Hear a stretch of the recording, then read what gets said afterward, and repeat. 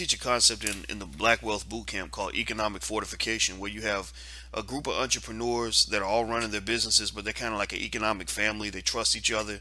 They loan money to each other. So what we do, Where say it again. where are they? Where are they? I need a circle.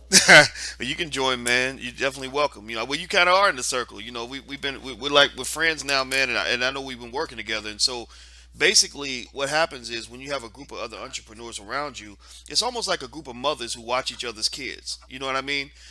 Or feed each other's kids. If you ain't got no food in the house, it's okay. Your babies will still get to eat. So we feed each other's businesses in the sense that if you have an audience that my product can sell to, I'll make a deal with you, an affiliate deal, where I'll give you maybe 40%, and you push it to your audience. And we're both getting money, and then you do the same thing with me. Also, there's a market in terms of like borrowing and lending. Like if I know you can trust me and I can trust you, then if you're short 5,000 or 10 or whatever the amount is, I can loan you that money. You know what I mean? There's an understanding because we've worked together in the past. Everybody knows each other. So I find that is a great way to get financing because a lot of times your friends will loan you money interest free if it's not that much money. Well, yeah, if they're your friend. Right, But right.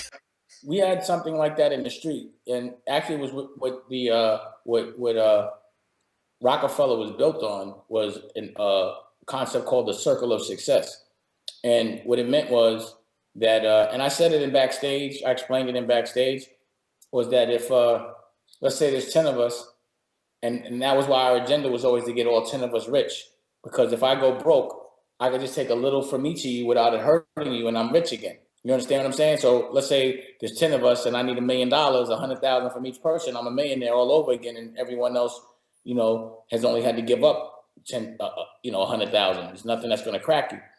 So it was the biggest form of security was to keep your friends rich, because whenever you need them, they'd be there for you. But it's crazy because I was thinking about how many of my friends really subscribed to that, and they ended up being a fucking farce. None of them. You know what I'm Yeah, saying? I was the right. only one that was down for that. You know what I'm Well, saying? So in a way, it's like I agree with what you're saying. I mean, it's rare to find people that understand the code of the importance of giving in order to receive. You know what I mean? Like you give to the community so that everybody wins, everybody benefits. So many people think about entrepreneurship in a silo, like I'm gonna get mines and I will take money, but I'm not putting anything out because there's no trust there, right? So well, so not so you're not right though. only I that. love that idea. I think my problem was, when you're the breadwinner around your crew, you're always expected to be the only one to have a lot of money, and no one Yep. expects that they're ever going to have it. You know what I'm saying? They're Yep. like, I'll never get in that circle. And then when it comes to a time, because everyone, has a timing issue, or, makes a wrong move or something at some point in their life. Hmm. It happens at all times. And it's just like a lot of the people you give to, they're just never ready to give back. They're never ready to be exposed, or they're always looking at it like, I got to keep all I got, even though you've helped me get it. They still don't want to give it up. It's just a concept that's really hard for the average human being. But if you even listen to Reasonable Doubt, Jay Z makes reference to it in the record called "Feeling It," and he's like, "If every nigga in your clique, your rich is rugged, no wonder they'll all be each other's clutches."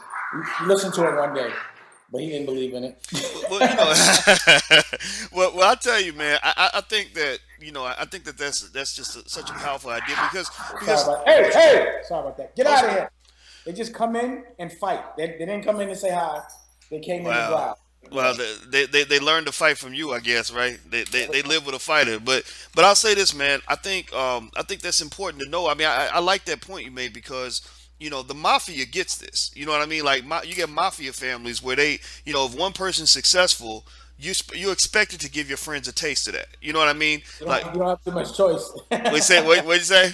You don't have too much choice in the Well, mob. right. You don't have a choice. Right. I mean, and the thing is, it makes sense in the sense that like if I'm doing really well and I've got five people around me that I trust and we're all on the same page, Why wouldn't I, if I'm looking to hire somebody, why would I not hire you so you can get a taste of it? If you need financing, why would I not finance you a little bit in your project so you can get a taste? Because the other thing I found, and I've done this, actually, I've done this in practice where I have supported people, just as much as possible. And when they became successful, that was another partner I had that can have Right. my back. You know what I mean? But you, but Yeah, but but it's a rule that's absolutely. only applied to people who think the same way. You can't do that with people that are going to be selfish, as you talked about. Well, just put it like this: you see me doing any business with Kevin Hart, with Lee Daniels, with Jay Z, with Rachel Roy?